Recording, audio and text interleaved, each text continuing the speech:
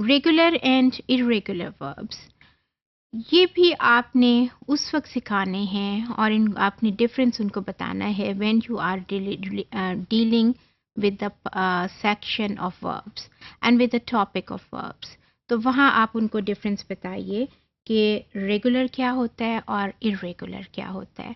Regular verb is when you are making or forming second and third form by adding ed after first form। जैसे walked है, walk, walked and walked, play, played and played, move, moved and moved। What are you doing? You are taking the first form of the verb, that is play, that is walk, that is move, and you are adding ed after that।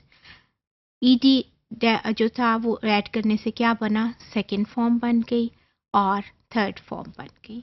तो ये सारे कौन से हैं, irregular verb है।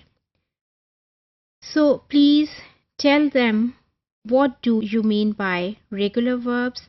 ये आपको tenses सिखाने से पहले इस टॉपिक पे आपने जाना है। वर्ब के साथ आप ये रिलेट करके बताएं। और ये मैंने वहाँ इसलिए वर्ब के साथ आपको रिलेट करके वहाँ पे ये इकट्ठे नहीं किए थे बिकॉज वो मैं पार्ट्स ऑफ स्पीच करा रही थी और उसके अंदर मैंने वर्ब्स को डील किया था। रेगुलर वर्ब्स का जो कॉन्सेप्ट अगर मैं उसमें कराती तो वो एक बड़ा वो चीज़ एक्सपेंड करती जाती। सो मैंने इसको जनरली उसके अंदर डाल दिया ग्रामर के टॉपिक्स में। Now this is up to you, how do you deal in the classroom.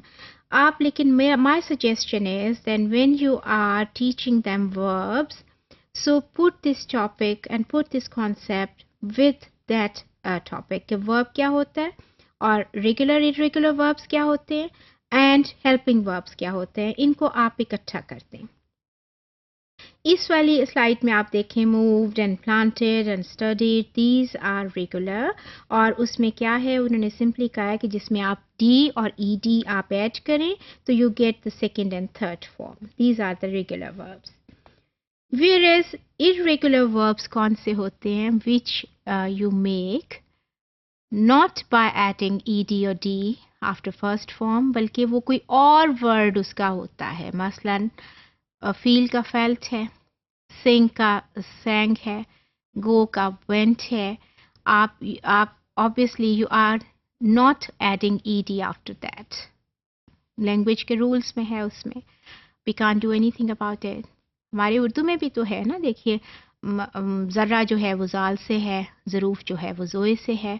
So her language के एक अपने रूल होते हैं, अपने ग्रामेटिकल। सो सिमिलरली इंग्लिश में भी गो को जब आप अगर गोड कहेंगे तो दैट इज़ रॉन्ग, आपको वेंट ही कहना पड़ेगा। सो वेंट में आप जब जाते हैं तो ऑब्वियसली वो ये एक इरेगुलर वर्ब है। सो irregular verbs are when you are not adding d or ed after first form, rather you are getting some new word।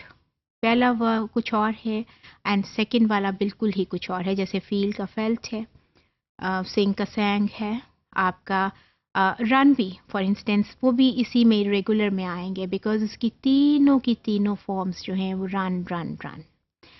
एक और भी इसकी एग्जाम्पल है, जैसे रीड है and second third form is you have the same spellings for second and third form। आपके सामने वही वर्ड है but we pronounce it as read। second and third form of read is pronounced as read and read, though these have the similar spellings। ये सारी examples जो हैं वो irregular verbs की हैं।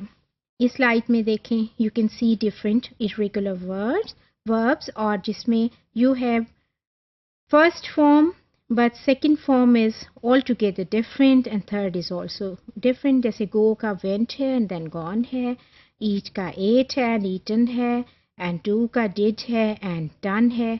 So these are the examples of irregular verbs। So this difference must be clarified to them जब वो verb का पार्ट कर रहे हैं तो उसी वक़्त उनको बताइए and you are talking about second and third forms also, so teach them at that point what do we mean by regular and irregular verbs.